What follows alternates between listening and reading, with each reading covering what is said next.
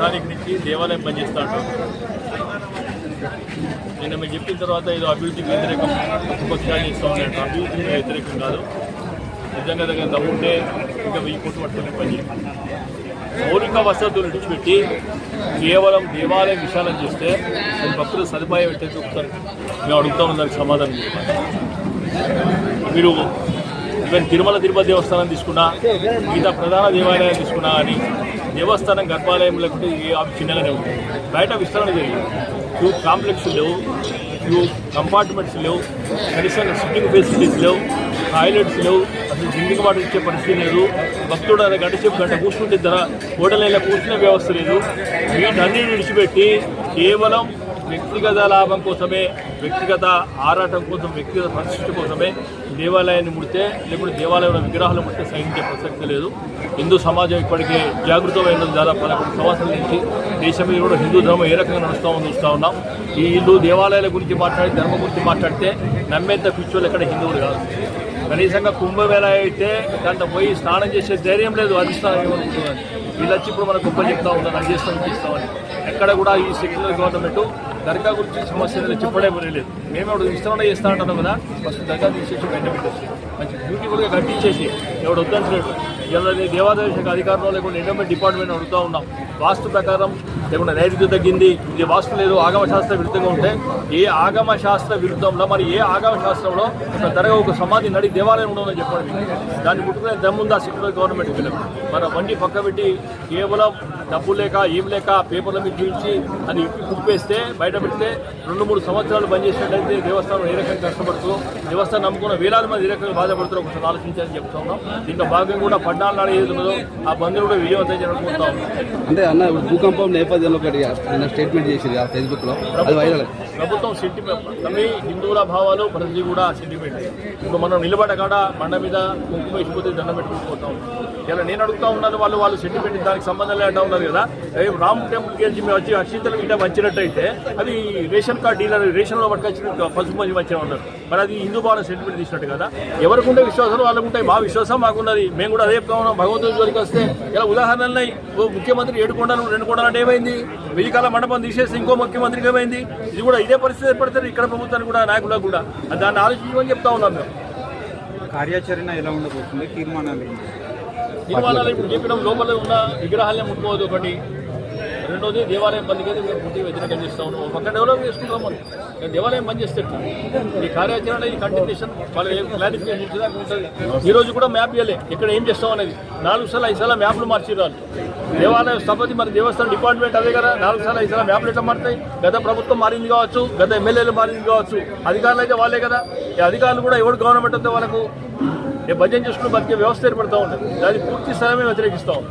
అంటే దేవాలయాలను ఆదాయ వనరుగానే చూస్తున్నారని అనుమానం ఎందుకుతాం? మీ ఆదాయ వనరులే గవర్నమెంట్కి కావాల్సిన డబ్బే. మనం వారణాసి పోతే కేవలం 350 రూపాయలు అభిషేకం చేస్తూ ఉన్నారు. ఇక్కడ 600-1000 రూపాయలు తీసుకుంటా ఉన్నారు. కానీ కనీసం ఉన్నదా? 50 గ్రాముల పాలు కూడా ఇస్తలేరు. ఇప్పుడు కనీసం ఇక్కడ మీరు తీసుకున్నట్టయితే కోడలు రోజు 4 చచ్చిపోతూ ఉంటాయి. వాటిని కంట్రోల్ చేసే పరిస్థితి లేదు. కోడే కోసం అట్టహాసంగా వచ్చి పెద్ద షెడ్ నిర్మాణం చేస్తూ ఉన్నారు. నిర్మాణం స్టార్ట్ అయిందని చెప్పి మీరు 2 నెలల కింద బ్రిడ్జ్ కొబ్బరికాయ కొట్టి స్టార్ట్ అయిందా? మధ్యపోచమ్మ దేవాలయ విస్తరణ గురించి దాదాపు 2 సంవత్సరాలు పూర్తయిందా? దేవాలయం ఇచ్చి కుక్క పెడితే ఇక్కడ దాన్ని నమ్ముకున్న 1000 కుటుంబాలు ఖరాబ్ అయిన ఉద్దేశం మానవతా అనే కూడా ఆలోచన చేయాలి. అభివృద్ధి ముఖ్యమే, కానీ వీళ్ళ ఉపాధి కూడా కొట్టడం మాత్రం ఏ రకంగా ఉంటుందో ఒకసారి ఆలోచించమని చెప్తా ఉన్నాం. ఏర్పాటు చేసుకోవడం జరిగింది.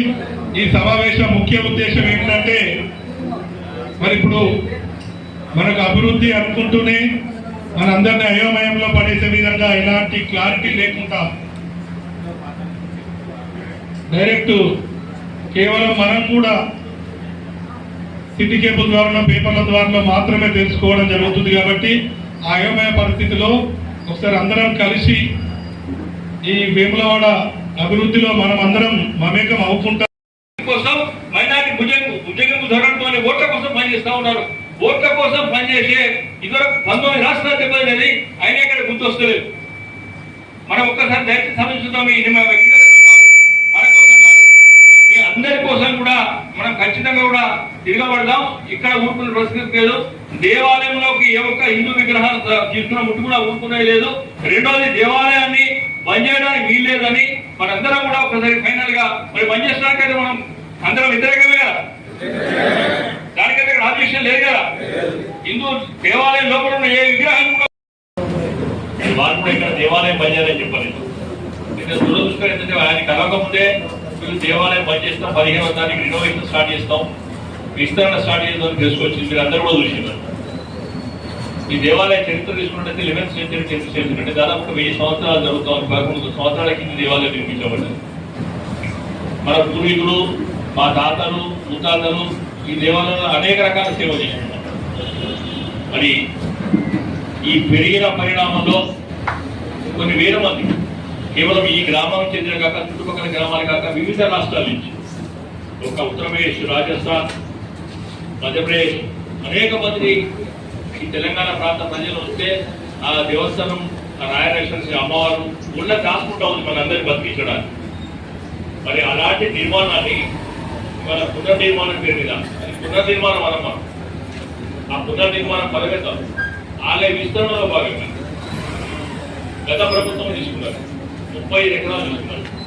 ఆ 35 ఎకరాల విస్తరణ చేపట్టకుండా ఫస్ట్ ప్రయాణి దేవాలయం మొదలు పెడతాడు. అది ఏ రకమైన సమంజసం ఒక్కసారి మనం ఆలోచిస్తాం. నిన్ననే ప్రస్తుతం మీడియాలో ఫేస్బుక్ లో పెడితే వాళ్ళు కౌంటర్ ఇస్తా ఉన్నారు, అభివృద్ధికి ఆటంకం అని. మనం అభివృద్ధికి ఎక్కడ ఆటంకం వెళ్తాం? ఈ దగ్గర డబ్బు ఎంత, అసలు ఈ బడ్జెట్ ఎంత ఒక్కసారి చెప్పండి. రాష్ట్ర ప్రభుత్వం దగ్గర ఏముందో అని రేవంత్ రెడ్డి గారు చెప్పిండు. మొత్తం చేతుల్లో పట్టించిన ఏం లేవు, ఉన్న బడ్జెట్ 18,500 కోట్లు మాత్రమే ఉన్నాయి. అవి ఏం చేయాలి, ఉద్యోగులకు ఏమి ఇవ్వాలి, నేను ఏది మంచి చేసి ఏ స్కీమ్ పని చేయాలి అన్న. ఇలా మన ఎమ్మెల్యే గారు చెప్తా ఉన్నారు 50 కోట్లు శాంక్షన్ అయ్యాయి. 50 కోట్లు ఏ పక్క వస్తాయో ఒకసారి ఆలోచించేద్దాం. ఎక్కడన్నా 50 కోట్లు సరిపోతాయా? ₹1 కూడా కేవలం కాగితాలకే పరిమితమైంది. బందిపోచమ్మ కోసం